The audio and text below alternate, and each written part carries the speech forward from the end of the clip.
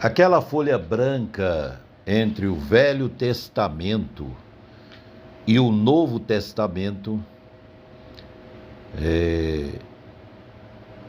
são histórias não contadas na Bíblia, elas não entraram no cânon, até porque tem muito a ver com a política da época, mas entre Malaquias e até o início do chamado Novo Testamento passaram-se aproximadamente 400 anos. Gente, são muitos anos. Ao analisar 400 anos, aquela folha branca, hoje não tem tantas Bíblias com isso, mas as Bíblias de antigamente tinham aquela folha branquinha, que dividia o Velho e o Novo Testamento. Hoje não tem mais, mas já teve. São 400 anos de diferença. Foi ali que Deus silenciou e poucas coisas foram faladas e registradas, mas ações aqui na terra estavam acontecendo. Por exemplo, Alexandre o Grande teve uma participação importante nesse período de 400 anos. Ele, que é grego, conquistador, e chegou na região dominando tudo. E foi tão importante, Deus permitiu, porque Deus permite algumas coisas sem precisar estar se justificando, se explicando, porque Ele é Deus. Então Ele permitiu que Alexandre o Grande, todas as suas tropas, conquistasse várias partes do mundo, inclusive essa parte importante que é a parte do Oriente Médio. Eu não sei se procedem, mas dizem que ele, ao chegar às portas de Jerusalém, mandou chamar todas aquelas autoridades religiosas, e todos eles com medo, mas sob uma ordem de um grande líder, jovem líder, Alexandre o Grande. Eles chegaram até as portas. Dizem, não sei se procede, Alexandre perguntou: é verdade que a Bíblia fala sobre mim?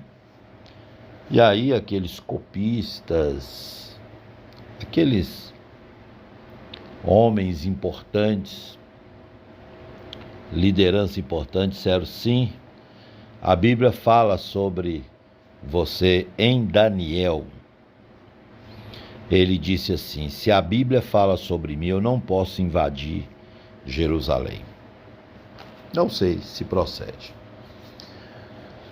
Mas o que aconteceu nesses 400 anos foi a chegada de uma língua que ficou mais latente, mais evidente dentro de Israel. E não só a língua, mas a cultura, conhecimento, tanto que a tradução mais importante é a Septuaginta, que é uma tradução onde facilitou a compreensão de muitas coisas. Então teve grande importância, porque o conhecimento, nós sabemos, os gregos detinham naquela época o conhecimento. Vou citar alguns nomes, não sei se vai proceder. Platão, Aristóteles. Você vai ver também alguns conquistadores. Sócrates, não dá para deixar de falar de Sócrates. Zeus, Hércules. Então, os gregos têm uma importância muito grande. E foi nesses 400 anos que muita coisa boa chegou para o povo de Deus, essa nação que Deus separou, essa nação que Deus escolheu, que é Israel. Israel é um povo que ninguém pode mexer com ele. Conforme diz Jacó, não fales nem bem nem mal. Quem decide é Deus, quem permite acontecer as coisas é Deus. O Hamas está atacando, ou estava atacando Israel revidou. Foi Deus que permitiu, que se Deus não quisesse, não aconteceria. Então, é uma parte exclusiva de Deus, esse povo que Deus separou, e que Deus tem algo com esse povo, e que será muito importante. Mas depois desse comando de Alexandre o Grande, surge o Império Romano. O Império Romano. O Império Romano tem outras formas de agir. O Império Romano, ele chega com a evolução, abrindo estrada, navios. O Império Romano, ele é importante também para o evangelismo que vai acontecer. Então, o Império Romano, ele não muda uma cultura, ele usa a cultura local. As pessoas começam a ter as influências. Por exemplo, hoje nós temos o Senado brasileiro. O Senado é coisa de Roma, governo romano. Então, essa foi um período de grande importância. E por que eu estou dizendo isso?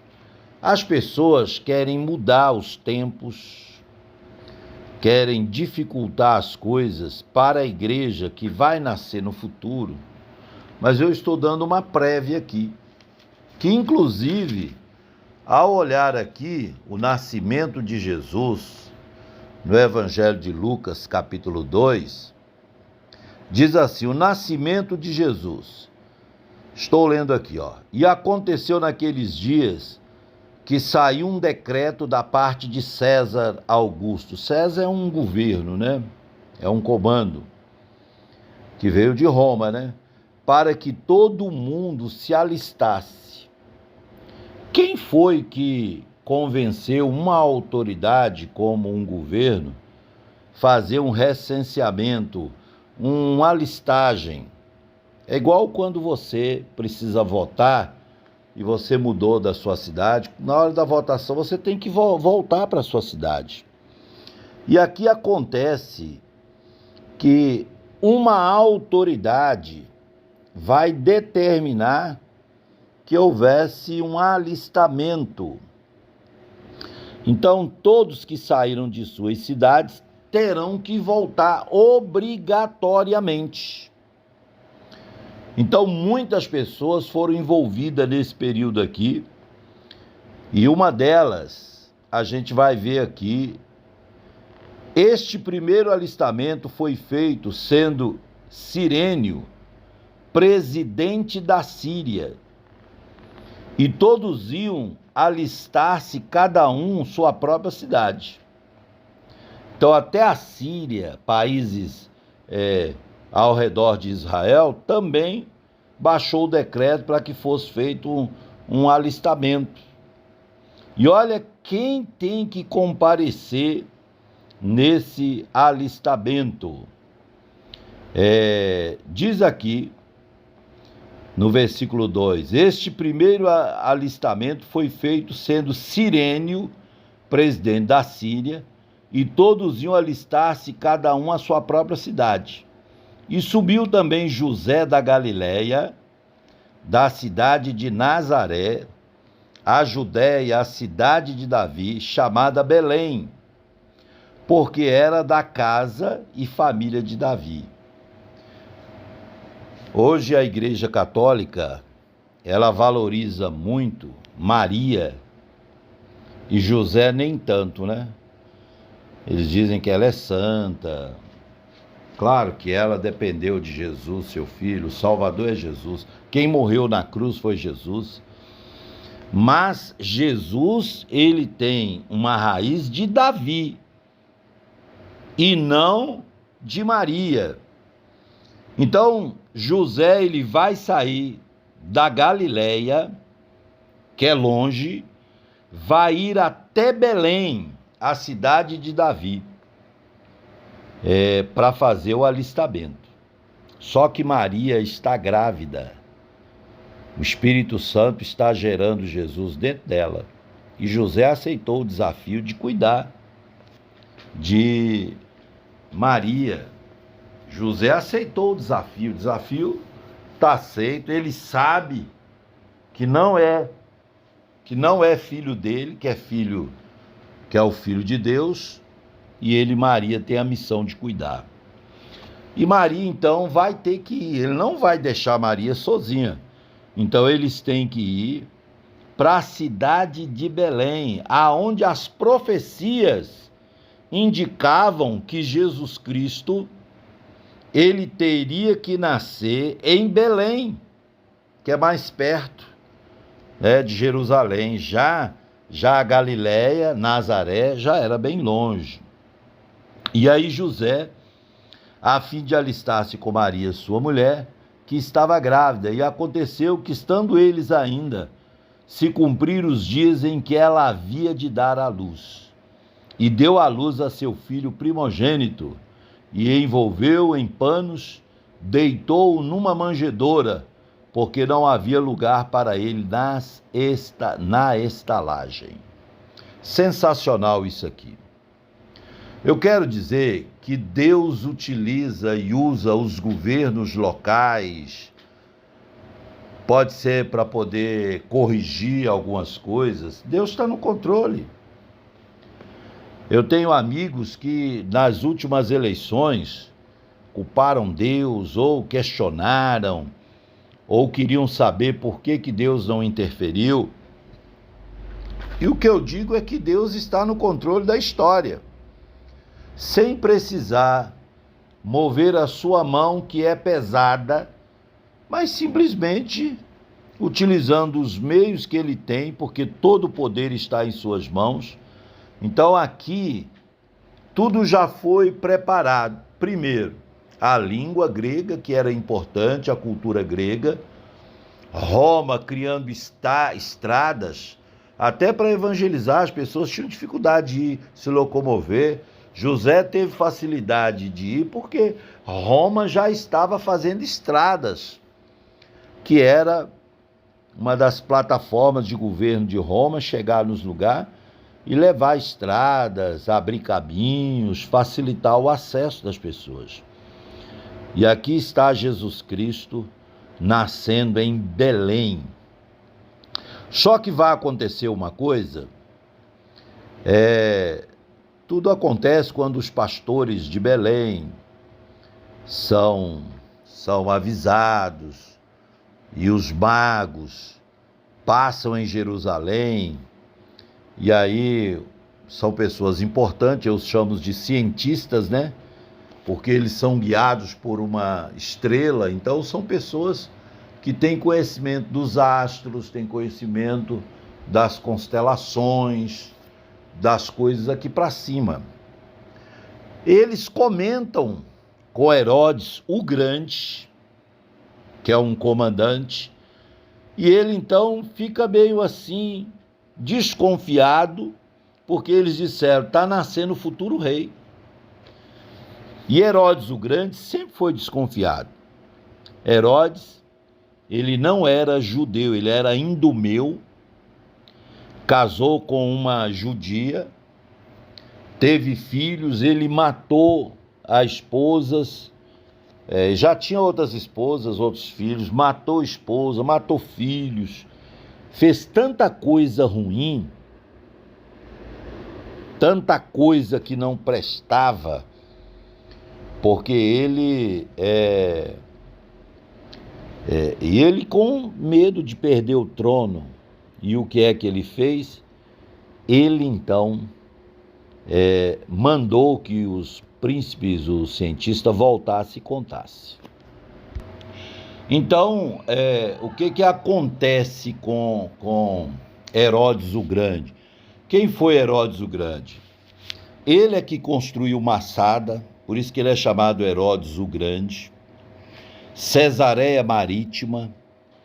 Ele deixou obras grandiosas que quem vai em Israel aproveita e não sabe. Inclusive o Muro das Lamentações, que sobrou, porque o templo de Jerusalém, que foi construído e destruído e construído, esse muro que você vê na TV, ou quem foi lá, pessoas botando pedidos, judeus batendo a cabeça ali levemente, fazendo as orações, quem construiu aquele muro foi Herodes o Grande, um dos homens mais cruéis da Bíblia, que, por sinal, ficou desconfiado, muito desconfiado, do que os magos, né? Ou que eu chamo de cientista, aqueles homens inteligentes que seguiam uma estrela onde nasceria o Salvador. Herodes disse assim: olha, pode ir, eu libero para vocês irem, mas quando vocês adorarem esse futuro rei, vocês voltam e me falam um pouco sobre ele.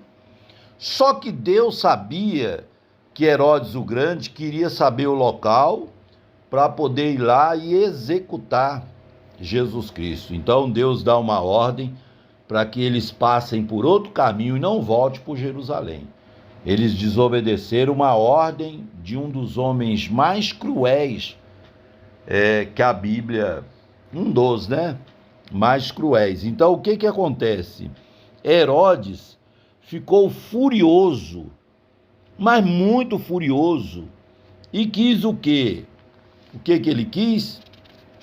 Ele quis matar Jesus. Então a ordem que foi dada foi muito clara. Ele deu uma ordem para que matasse todas as crianças de 2 anos para baixo. Uma carnificina.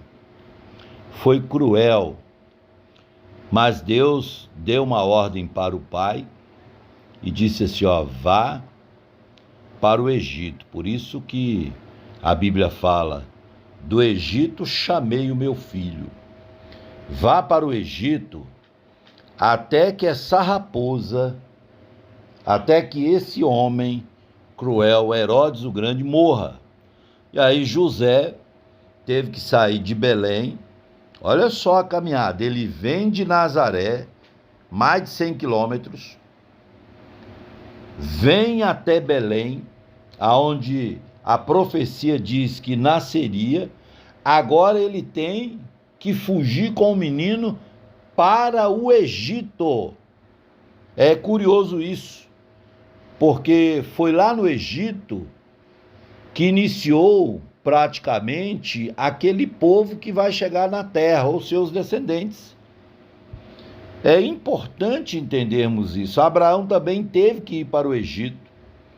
É como se fosse um aprendizado, uma legalidade. Jesus também foi lá no Egito e voltou depois que Herodes o Grande morreu, para que, na verdade, ele não volta para Jerusalém. De lá do Egito, ele já caminha em direção a Nazaré, aonde Jesus cresceu ao lado de várias crianças essas que no dia dos anos de adoração juntavam caravanas e os meninos vinham, a qual até Jesus vai se perder. Então é importante entendermos que Deus está no controle das nações, das histórias.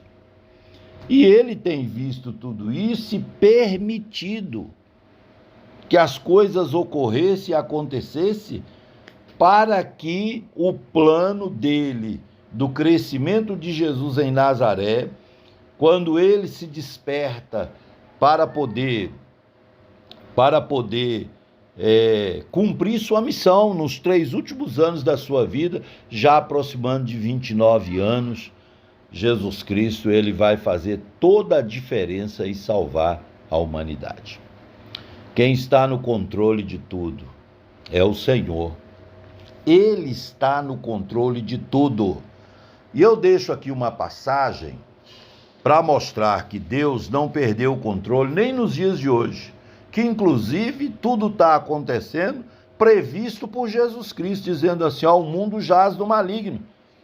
As pessoas estão esperando melhorias, mudanças políticas que vai melhorar a vida das pessoas. Não vai acontecer. O mundo jaz do maligno, o que você quer com isso? Mas como que funciona essa questão da igreja do Senhor Jesus Cristo? Jesus já salvou a igreja.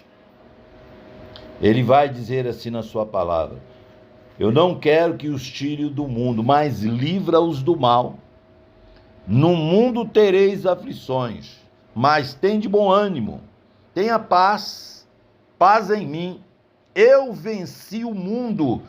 Então Jesus passa a dizer para você que você pode vencer o mundo, e você vai vencer o mundo. Na política? Não, nem tanto.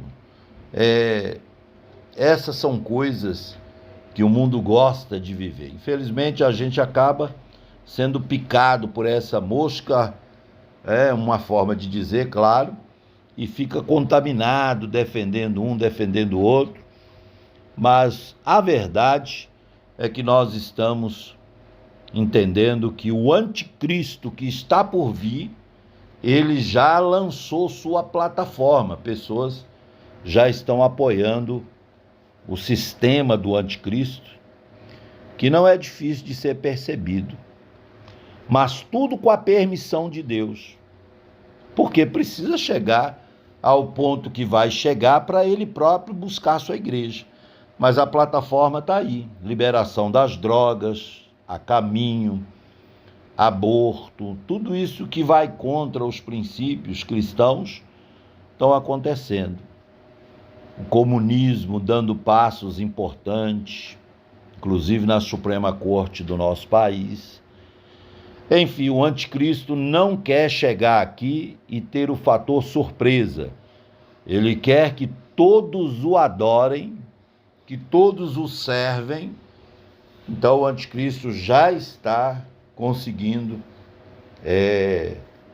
pessoas a nível mundial, a qual ele será recebido com honrarias.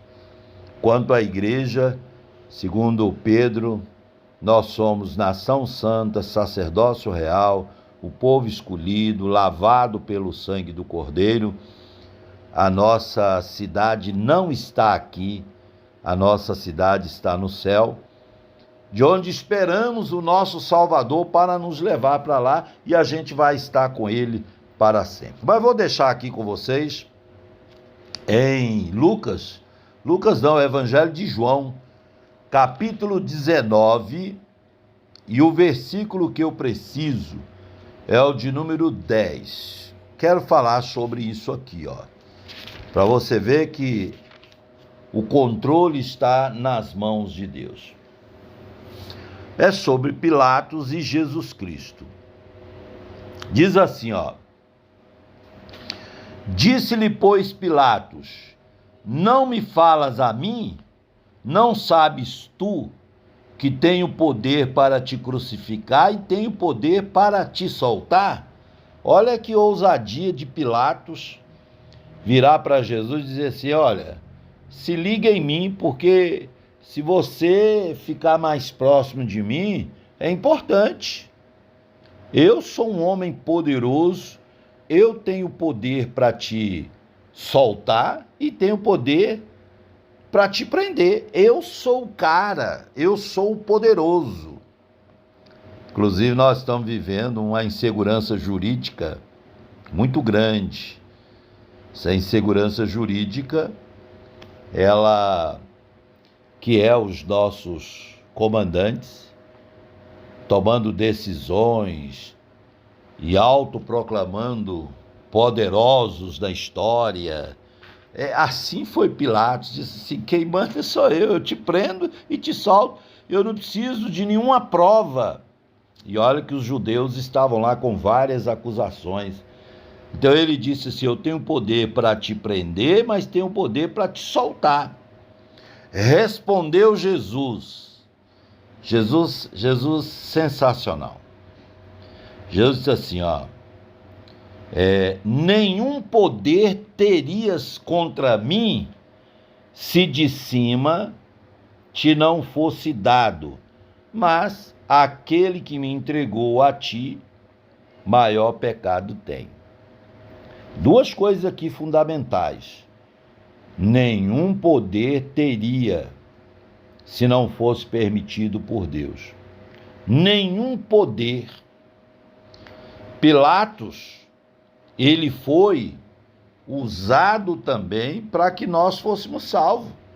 Faz parte da chegada de Roma e o Império Romano conquistando, dominando, forçando coisas para chegar ao poder, e Pilatos que submete a César, tanto que os judeus disseram, se você não faz isso, você não é amigo de César. Porque Jesus, segundo os próprios judeus nessa época, acusava ele de querer se tornar um salvador, um rei, e eles não aceitavam a não ser César. Então jogou essa bomba para Pilatos. Mas Pilatos, ele simplesmente disse, tenho poder para prender e para soltar. Mas Jesus disse, você não tem poder nenhum não. E aí o colocou no seu devido lugar, dizendo, mais poder, né?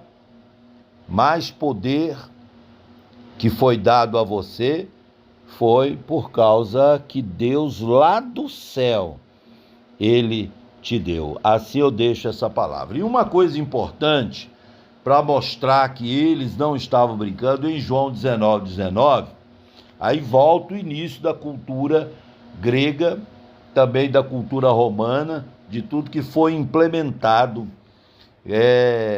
João 19 diz assim, e Pilatos escreveu também um título e pô-lo em cima da cruz, e nele está escrito, Jesus Nazareno, Rei dos Judeus. E muitos dos judeus leram este título porque o lugar onde Jesus estava crucificado era próximo da cidade, e estava escrito em hebraico, grego e latim. Nós sabemos que o latim, até pouco tempo atrás, o latim as missas eram rezadas em latim. O latim era uma língua muito forte, digamos que era uma questão até de prestar uma homenagem a Roma, a todo o Império Romano, por isso que ele escreveu lá em cima em latim, ou seja, todos que visitaram e que passaram, e era muita gente que estava ali, viram em latim, mas também grego, por causa da língua grega, que era hoje como o inglês, e também em hebraico, para que todo judeu, que inclusive eles foram lá e disseram, não coloca Rei dos Judeus. Aí Pilatos disse assim, o que eu escrevi. E todas as pessoas podiam ler em 3 línguas. Como que a mensagem da crucificação chegou ao mundo? Primeiro, vamos lá, Rei dos Judeus, que os judeus não quiseram, é um deboche, uma crítica, latim, o grego e também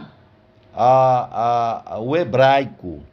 Nós entendemos que tudo isso tem a ver com o reino milenar, futuro reino milenar, que eu creio que essas línguas serão muito utilizadas naquela época, talvez, mas é impressionante o que ocorreu de fato com Jesus Cristo. E a sequência são apenas sequência da história de evangelização. As pessoas foram evangelizadas em grego, latim e hebraico.